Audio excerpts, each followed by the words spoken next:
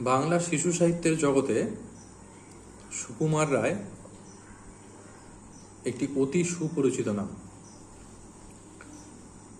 বাংলা ভাষায় উদ্ভট রস বা ননসেন্স সাহিত্যের পথপ্রদর্শক হলেন স্বল্পায়ু এই কবি।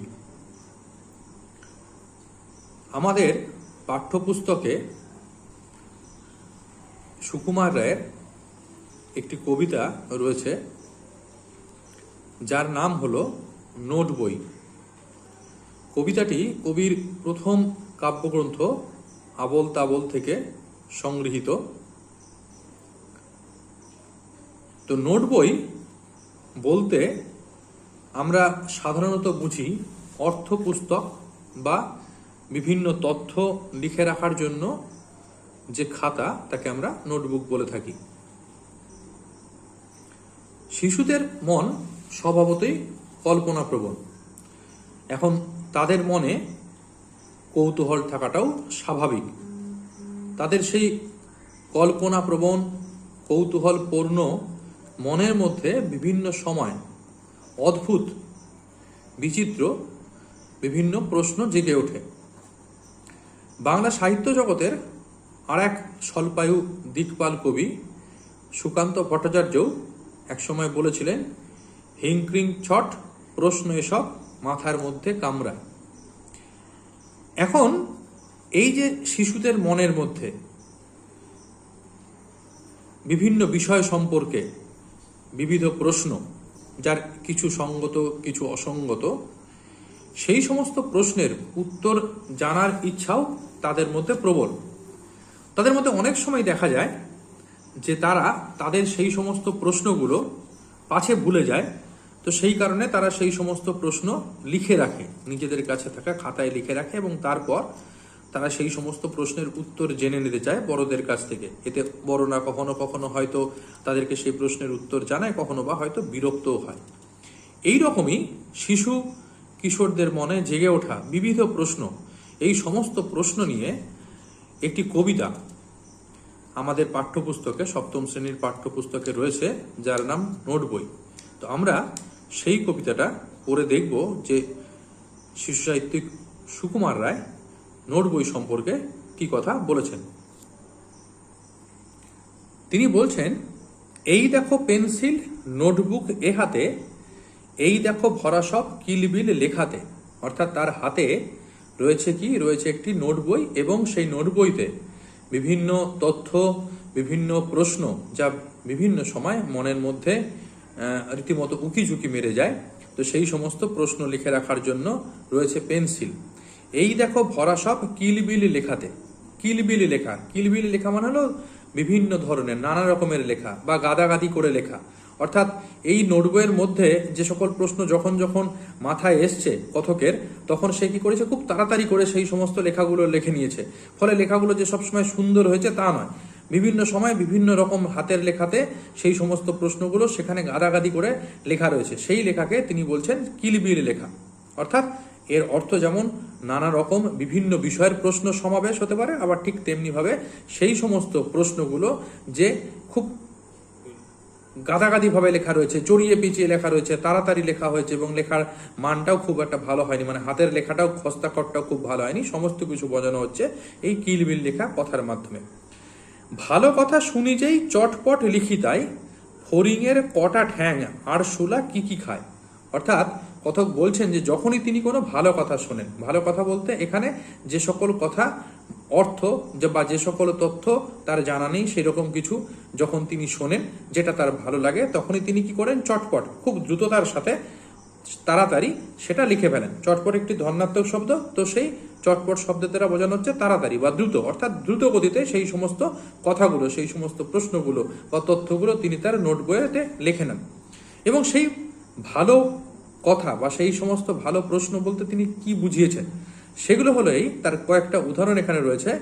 ফড়িংয়ের কটা ঠ্যাং আরশোলা কি কি খায়। অর্থাৎ ফড়িংয়ের ঠ্যাং বা পা কটি এবং আরশোলা, যাকে আমরা আরশোলা বলে থাকি, সেই আরশোলা একটি পতঙ্গ, সেই আরশোলা কি কি, এখানে যদিও আরশুলা কথাটা বের করা হয়েছে, আরশুলার খাদ্য বস্তুর মধ্যে কি কি পড়ছে সেটাও তিনি লিখে নিচ্ছেন সেখানে। আঙুলেতে আঠা দিলে কেন লাগে চট চট, কাতুকুতু দিলে গরু কেন করে ছটপট। আঙুলেতে যখন আমরা আঠা দিই, অর্থাৎ আঠা যদি যা কিছু জিনিসকে আটকে রাখতে সাহায্য করে, তা আঙুলেতে লাগলে খুব স্বাভাবিকভাবেই আঙুলগুলো চটচট করবে, আঠাতে সেগুলো এক জায়গায় লেগে থাকার চেষ্টা করবে, তো লেগে যাবেও। তো সেই প্রশ্নটা তার মাথায় আসছে, বলছে আঙুলেতে আঠা দিলে কেন লাগে চট চট, কাতুকুতু দিলে গরু কেন করে ছটপট। এটা একটা কথার কথা। কাতুকুতু দিলে সবারই তাতে সুরসুরি লাগে, তো তারা সবাই তারা রীতিমতো হাসতে শুরু করে, এমন আমরা দেখি। তো এখানে মানুষকে কাতুকুতু দিলে মানুষের সুরসুরি লাগে, মানুষ তার শরীরে একটা আলাদা করে শিহরণ জেগে ওঠে বলে সে হয়তো হাসতে পারে, কিন্তু গরুও কি কাতুকুতু দিলে ছটফট করে? তো সেটা শিশুদের মনের মধ্যে প্রশ্ন জাগতেই পারে যে গরু কি এইভাবে কাতুকুতু দিলে সে তো আর মানুষের মতো হা হা করে হাসবে না, সেও কি ছটফট করবে হাসতে হাসতে, অথবা সেও কি তার শরীরেও কি সেই সুরসুরি বা গুদগুদি যাকে বলা হয় তাকে তার সৃষ্টি হবে এবং তাতে সে ছটফট করতে থাকবে। প্রসঙ্গত বলে রাখি যে এই দেখো তোমাদের এখানে যে শব্দগুলো রয়েছে চটচট, তারপরে ধরো ছটফট, চটপট, এই যে শব্দগুলো, এই সকল শব্দগুলোকে আমরা বলে থাকি ধন্যাত্মক শব্দ, অর্থাৎ এদের মধ্যে এই সকল শব্দগুলোর মধ্যে একটি ধ্বনি রয়েছে, তাই এর ক্ষেত্রে বলা হচ্ছে ধন্যাত্মক। এরপরে কি বলছে দেখো, বলছে দেখে শিখে পড়ে শুনে বসে মাথা ঘামিয়ে। দেখে শিখে পড়ে শুনে, অর্থাৎ যা কিছু তিনি প্রত্যক্ষ করেছেন, চারপাশে দেখেছেন, যা কিছু তিনি শিখেছেন, শুনেছেন বা পড়েছেন, এই সমস্ত কিছু অর্থাৎ দেখা শোনা পড়া সমস্ত কিছুর মধ্যে থেকে যে কথাগুলো, যে বিষয়গুলো তার মনে প্রশ্ন জাগিয়েছে, যে তথ্যগুলো তার ভালো লেগেছে, সেগুলোই তিনি কি করেছেন, সেগুলোই তিনি রীতিমতো মাথা ঘামিয়ে অর্থাৎ মাথা খাটিয়ে চিন্তা ভাবনা করে যেগুলো যেগুলো তার মনে হয়েছে, যেগুলো চিন্তা ভাবনার বিষয় এ সম্পর্কে তার জানা উচিত, সেইগুলোই তিনি কি করেছেন, নিজে নিজে আগাগোড়া লিখে গেছি আমিয়ে।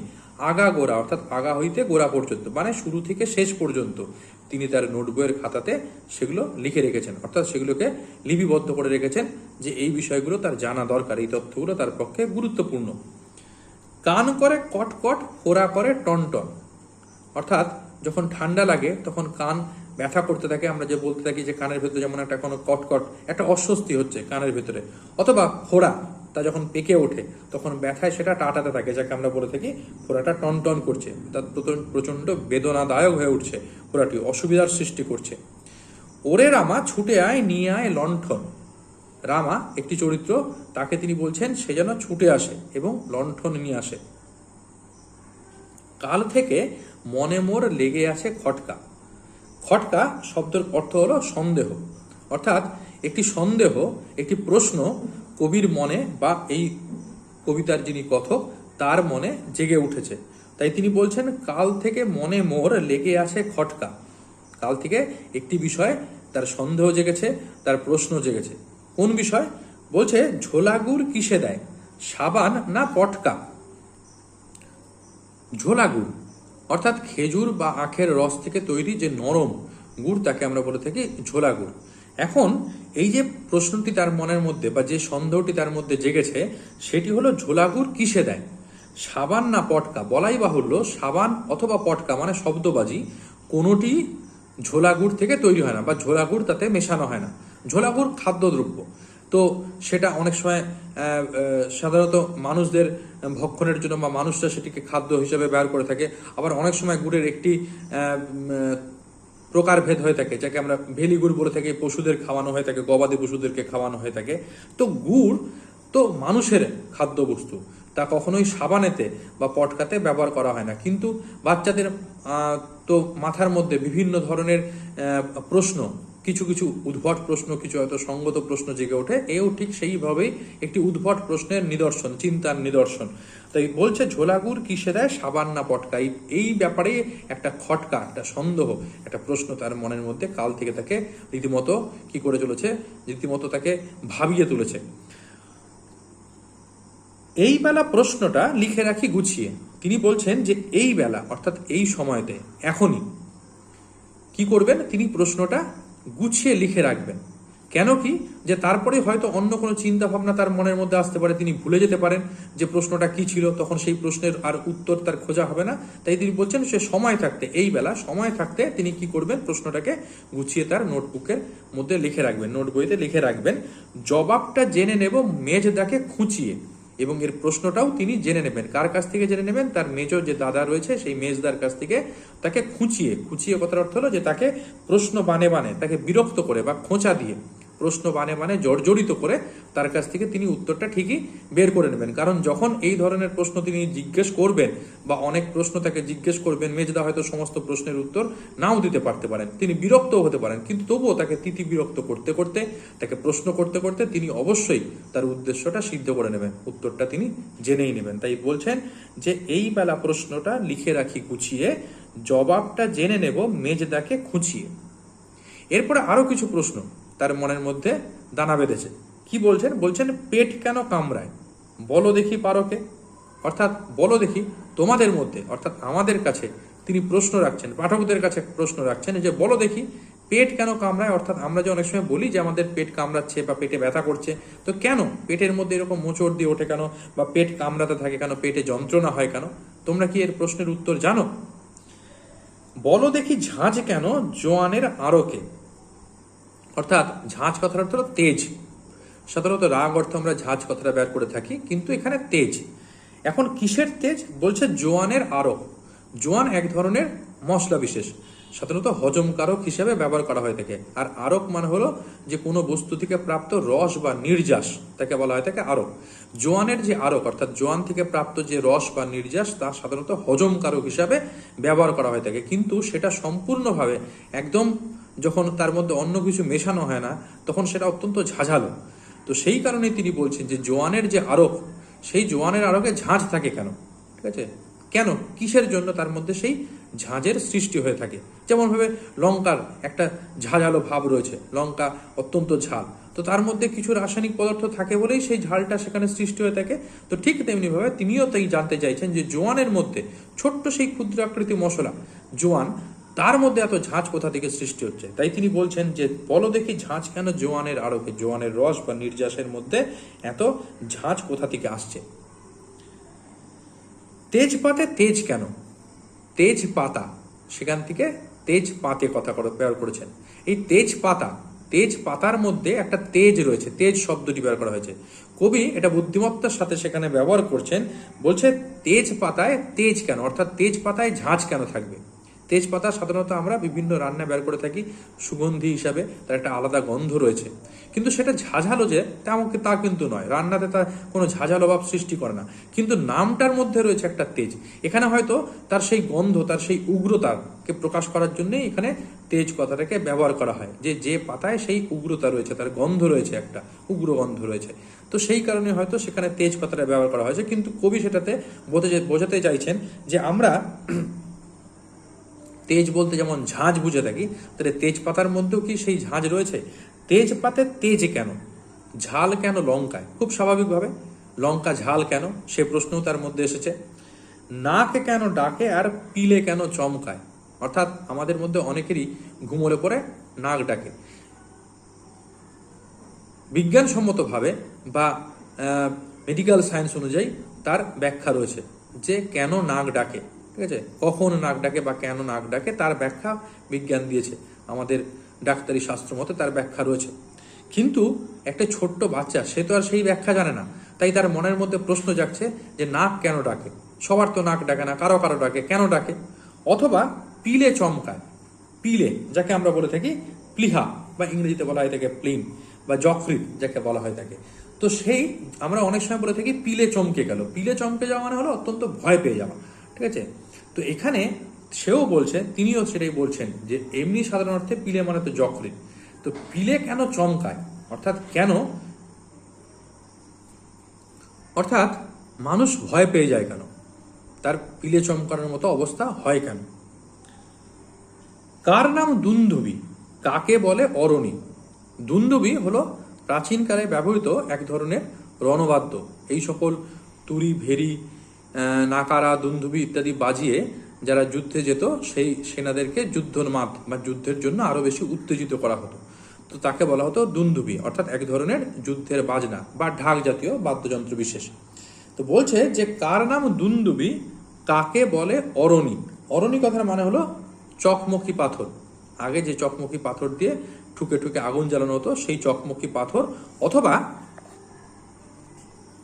অরণি কথার মানে হয় হলো চিত্রক গাছ বা যে কাঠে আগুন জ্বলে তাকেও অরণি বলা হয়ে থাকে। তো বলছে কার নাম দুন্দুভি, কাকে বলে অরণি, অর্থাৎ দুন্দুভি বা কি আর অরণি বা কাকে বলে, বলবে কি তোমরাও নোট বই পড়নি। অর্থাৎ আমাদেরকে যিনি জিজ্ঞাসা করছেন, পাঠকদেরকে জিজ্ঞাসা করছেন, তার এই কবিতা যারা পড়ছে তাদেরকে জিজ্ঞাসা করছেন বলো দেখি দুন্দুভি মানে কি বা অরণি বা কাকে বলে, এবং তার সাথে সাথে তিনিও বলছেন যে বলবে কি তোমরা তো নোট বই পড়নি। অর্থাৎ যদি তোমরা নোট বই পড়তে তাহলে বুঝতে পারতে, তোমাদের জানা থাকতো যে যে প্রশ্নগুলো আমি তোমাদের করছি তার মধ্যে অনেকগুলো প্রশ্নের উত্তরই তোমাদের জানা থাকতো, কিন্তু তোমরা তো নোট বই পড়নি, কাজেই এই সকল প্রশ্নের উত্তরও তোমাদের অজানা। আসলে এই যে বিভিন্ন ধরনের উদ্ভট প্রশ্ন, সেই উদ্ভট প্রশ্নের যে গন্ধমাদন পর্বতের মতো বিভিন্ন উদ্ভট প্রশ্নের সমাহার তার নোট বইয়ের মধ্যে রয়েছে, সেই সকল প্রশ্নের থেকে কতগুলি প্রশ্ন চয়ন করে নিয়ে এসে তিনি আমাদের সামনে উপস্থিত করেছেন। কিন্তু এই উপস্থাপনার মধ্যে দিয়ে তিনি আসলে যেটা প্রকাশ করতে চেয়েছেন, আমাদের কাছে হয়তো এই প্রশ্নগুলো অনেকটাই হাস্যকর বলে মনে হচ্ছে, কিন্তু যেটা তিনি উপস্থাপনা করতে চেয়েছেন তার উদ্দেশ্য যেটা, সেটা হলো নোট বইয়ের প্রয়োজনীয়তা বোঝানো। এইরকম একটা নোট বই যদি আমাদের কাছে থাকে এবং আমাদের মধ্যে যদি ছোটবেলা থেকে সেই নোট বই লেখার অভ্যাস থাকে, তাহলে সেই নোট বই লেখার অভ্যাস কিন্তু আমাদেরকে পরবর্তীকালে আমাদের জীবনের প্রতিটি পর্যায়ে আমাদেরকে অনেক রকম সুফল দিতে পারে। কারণ আমরা আমাদের যা কিছু অজানা তথ্য, সেই অজানা তথ্য তার মধ্যে আমরা কি করতে পারি, আমরা তার মধ্যে সংকলিত করতে পারি, তার মধ্যে আমরা লিখে রাখতে পারি। আর এই অজানা তথ্যগুলোই জীবন পথে চলার জন্য আমাদের কাছে পরম সহায়ক হয়ে উঠতে পারে, সাহায্যকারী হয়ে উঠতে পারে। তাই আমাদের যদি নোট বই থাকে তাহলে আমাদের জ্ঞান ভাণ্ডার আরো অনেক বেশি সমৃদ্ধ হবে, এটাই তিনি বলতে চেয়েছেন। তাহলে আমরা এই কথা বলতেই পারি খুব সহজেই যে আমাদের প্রত্যেকের কাছেই একটি নোট বই থাকা দরকার। কারণ এই নোট বই যদি আমাদের কাছে থাকে তাহলে আমাদের জ্ঞান ভাণ্ডার আরো অনেক বেশি বর্ধিত হতে পারে, আমরা বিভিন্ন অজানা তথ্যের দ্বারা নিজেদেরকে প্রতিনিয়ত সমৃদ্ধ করতে পারি, ঠিক কিনা? তো তাহলে এই হলো নোট বই এবং এই নোট বইয়ের প্রয়োজনীয়তা, যেটা কবি এখানে বিভিন্ন ধরনের প্রশ্ন তোলার মধ্যে দিয়ে, বিভিন্ন তথ্যকে সন্নিবেশিত করার মধ্যে দিয়ে আমাদেরকে বোঝাতে চেয়েছেন। তাহলে কবিতাটা কিন্তু শুধুমাত্র একটি হাসির কবিতা নয়, এর মধ্যে কিন্তু একটি অন্তর্নিহিত কথাও লুকিয়ে রয়েছে, নোট বইয়ের প্রয়োজনীয়তার কথাও লুকিয়ে রয়েছে। তো আশা করি তোমরা এই যে কবিতাটি একটি আনন্দের কবিতা, একটি ভালো লাগা কবিতা, সেই কবিতাটির অর্থ বুঝতে পারছো।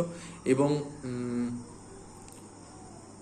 যদি তোমাদের কোনো ক্ষেত্রে অসুবিধা থাকে তাহলে তোমরা আমাকে প্রশ্ন করে নিতে পারো, এবং আমি অবশ্যই তোমাদের সেই সমস্ত প্রশ্নের উত্তর দেওয়ার, আবার ভালো করে বুঝিয়ে দেওয়ার তোমাদের চেষ্টা করব। তাহলে আর দেরি না করে কবিতাটা একবার ভালো করে পড়ে ফেলো, যা যা প্রশ্ন রয়েছে সে সমস্ত প্রশ্ন লিখে ফেলো, যে সকল শব্দের অর্থ বলেছি সেই সকল শব্দের অর্থগুলো ভালো করে দেখে নাও, এবং এরপরেও যদি কোনো সমস্যা থাকে তাহলে অবশ্যই প্রশ্নগুলোকে আমাকে লিখে পাঠাও, আমি তোমাদের অবশ্যই সেই সকল প্রশ্নের উত্তর দেওয়ার চেষ্টা করব। তো আজ এই পর্যন্তই, ভালো থেকো সকলে, আবার দেখা হবে নতুন কোনো ক্লাসে তোমাদের সাথে।